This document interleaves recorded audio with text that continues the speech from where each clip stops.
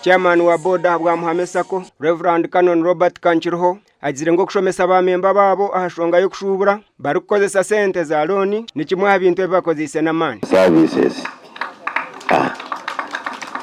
Muhame myaka ya 25 okwegesa abamemba bakamanya ukwebikira bakamanya yabwaje umuntu ashemeye kubika bakamanya bwaje umuntu ashemeye kugura emigabo akamanya nangwa na kwaratware roni ngwashemeye kubagishashwira mu bwiru mu buteka anareba abantu batwaza lone nyingi for commercial purposes and agriculture and encouraging management ya Sacco na board kwija ngo ba intensify njoko about financial literacy and financial education mukisenteze kumuraza tunje mwazi yo musako muzikoseje kurenguza ko tamagoba mengi kuchera agoza kushashira musako. Dennis Kugonza Kateba ol commissioner wa URA kandi ojwekire commissioner general URA agizire mu government okusasira za Sacco emishoro shemerire kuziyamba kuhera abantu okugayigahara amagoba ganyu taruho umushoro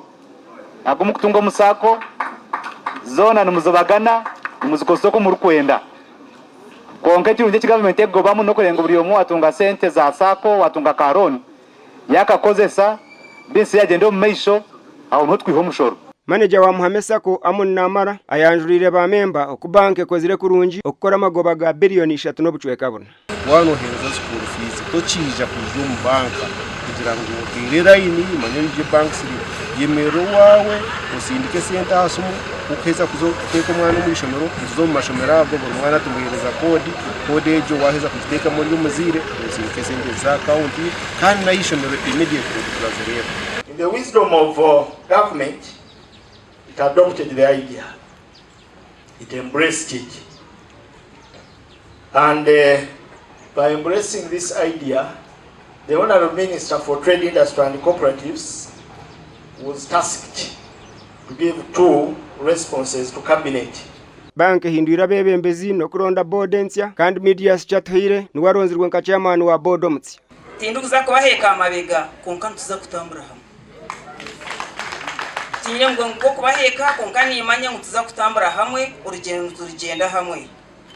no muntu mugwanyi kora mistake aheri no muntu mugwanyi kora umuhanda mu njugo kutora tukagugenda hamwe ecanje no kubebembera nkabaton the right direction. Banka ya Muhame omugeti area niyo da best banka niyo banka nungi nyamurungi abo kubanga tandikana yo omwaka gwa 2022 na gumwe kandi kuyirobwe nganyirwe mu bintu bingi ninyaguza muroni tukozire amagoba nka Sacco ga billion 3 na miliyoni 830 izo nzo twayanjura abantu kandi abantu batesha. Banka ya Muhame obwahate ino bwiyiga bwa loni eziri kwingana billion 5.2 sente zikozirwe billion 2.7 shares ni billion 10 kandi ine nabambembe mitware 49. Amakuru agaga kushakirwa Abraham Muganzo.